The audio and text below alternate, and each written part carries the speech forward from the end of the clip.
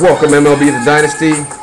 This is Flex, trying to bring you guys the Fantasy Flex. Let me get my strips together as I just went through another technical difficulty.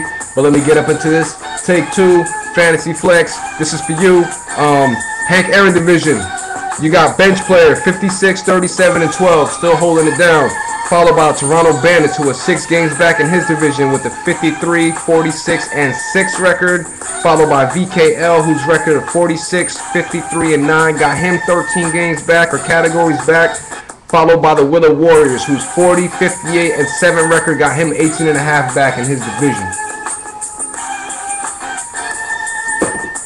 Excuse me, man. All right, the Nolan Ryan division goes like this. Norfolk Tides are still rolling high on that one. 54, 42, and 9. However, he's only got a 4.5 game lead because the Say Hey Kids are right behind him, nipping at the heels. 54, 48, and 6. Then you got the New York Giants with a 41, 55, and 9 record, 13 games back in the division. Followed up by the St. Louis Redbirds, 18 games back or 18 categories back with a 35, 59, and 11 record. Now we move on over to the Mickey Mantle division. We got some things brewing up over here. You got Team TI with a 55, 40, and 10 record. However, 2 games back are the following 2 teams. Like I said, not one team, 2 teams. So like I said, we got a little issue brewing up over here. He's being followed right now by the Florida Marlins with a 54, 43, and 8 record, and the Toronto Hard Knocks with a 53, 42, and 10 record. The Marlins are in second place due to percentages, points, and all that stuff. But like I said, both of those teams are 2 games back, 2 categories back. And then myself, the Polk County Pistols, holding on the bottom of the division. Yes, I know, I've been shooting blanks for the past couple of weeks. I did win my last matchup, though, however, but I still gave up 7 categories. My record, 42, 57, and 6. 15 games back in my division. So I got a tough climb. I'm in a pretty deep hole. But let's get up into last week's matchups, by the way. So week 7's matchups went like this. First matchup of the week had the Willow Warriors taking on the Polk County Pistols, 8-7. The Polk County Pistols get the tilt in that matchup. VKL took on the Giants, 10-5. VKL takes that matchup. The bench player still playing hard. Took on the Hard Knocks last week, who were playing a little bit harder with the 9-4-2 matchup score last week. That went to the Hard Knocks. I think that's like 2 or 3 straight victories for the Hard Knocks, coming out hard and making their move. They push in the division. Like I said, they only 2 games back right now from TI. Now the 4th matchup, you got the Redbirds taking on the Tides. The Tides are still rolling through, and they came up with a score of 8-6 and 1. Team TI took on the Marlins last week. However, the Marlins have something to say about that matchup, so the Marlins went 9-5 and 1. Like I said, the Marlins are still 2 games back in his division race. And then you had the Bandits taking on the Say Hey Kids, another close matchup. That matchup was 8-7. That tilt went to the Bandits. Bandits very active, so he knows he's got to do what he's got to do to get that 1 extra category, like as myself. Now let's move into the week 8 categories while I speak about these 2 teams, because these 2 managers very active, myself and the Bandits. I like to call out the first week's matchup, which pits the 42, 57, and 6 Pistols up against the Bandits with the 53, 46, and 6 record.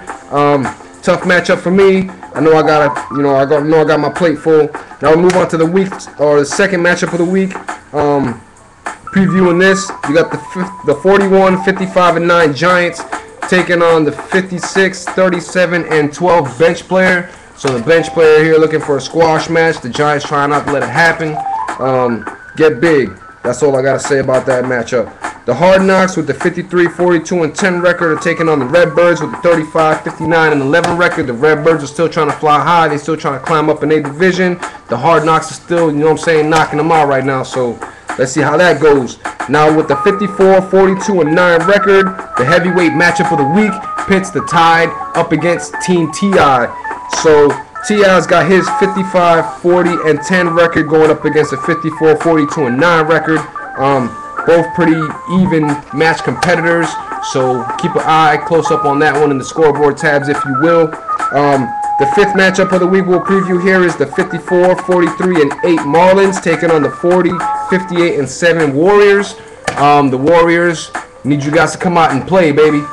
Try and make this shit a little bit more interesting. The Say Hey Kids are taking on VKL this week. The Say Hey Kids got a 51, 48, and 6 record. VKL is still standing strong. Virginia Caleb Lee has got a record of 46, 53, and 6. So let's get up into the league leaders of the league. Now it goes a little something like this. I kind of one-upped it this week. I figured I'd add a little something more just to spice it up. I gave, you know what I'm saying, whoever took that category, gave you the shout out, but I'm also giving out there how many, you know what I'm saying, how many points or however many categories you got that category by. So basically what I mean is, in the runs category, the Tides got that category with 8 or 289 runs on the year. However, he's got that category by just 1 run, so he's 1 up on that category. Home runs, the Hard Knocks with 76 home runs. He's 5 up on that category, basically meaning he's got 5 more home runs than the next person coming up behind him. So that could change up next week. Then you got total bases. That's going to switch over to the Tide again. He's got 870 total bases on the year. He's 29 up on that category. Now the RBIs category, that's also going to switch over to the Tide. He's got 273 RBIs on the year. However, he's only 2 up in that category. Base on balls or walks, that's going to the Pistols. 225 on the year so far. I'm 9 up in that category, so I got 9 more walks than whoever's in second place. Stolen bases, 65 stolen bases of the year. That's going to the Bandits. He's 6 up in that cat. And then in the average category, you got the Tides, who's got a 301 average. Basically, all I did was figure this out by the points. He's got 11 points on the next dude up, so he's got 11. He's got whoever's in second place. He's got 11 points better than your average.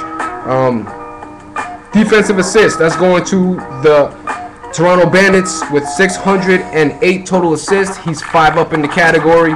And now we switch over to my favorite, the pitching category. I don't know, man. These are the categories I seem to be getting. I'm not getting my hitting categories. And you look at my lineup, it looks like I got hitters. But enough about me, and let's get up into the league.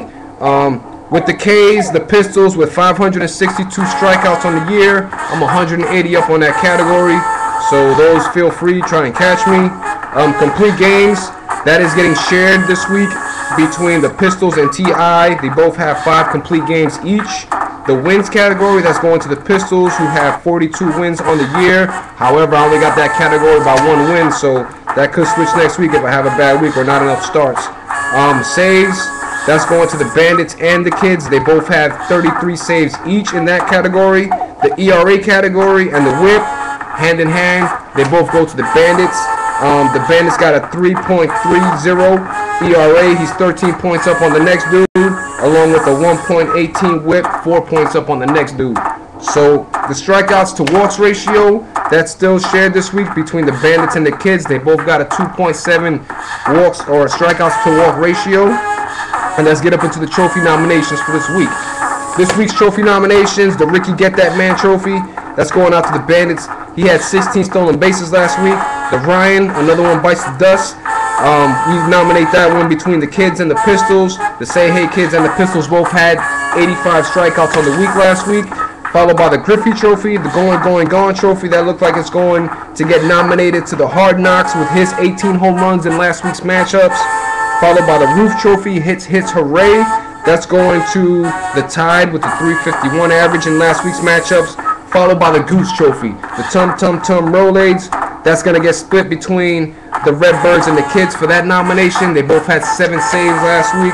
And then the Guidry Shut 'em Down Trophy, that's going to the Warriors, that nomination, with the 3.54 ERA throughout last week's matchup. And the Mays Trophy, the buck stops here. That looks like it's going to go to the Bandits for that nomination with 87 defensive assists last week.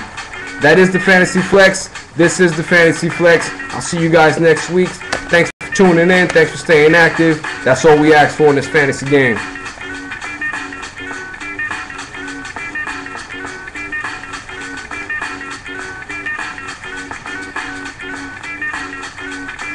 Fucking beat just makes you want to do this.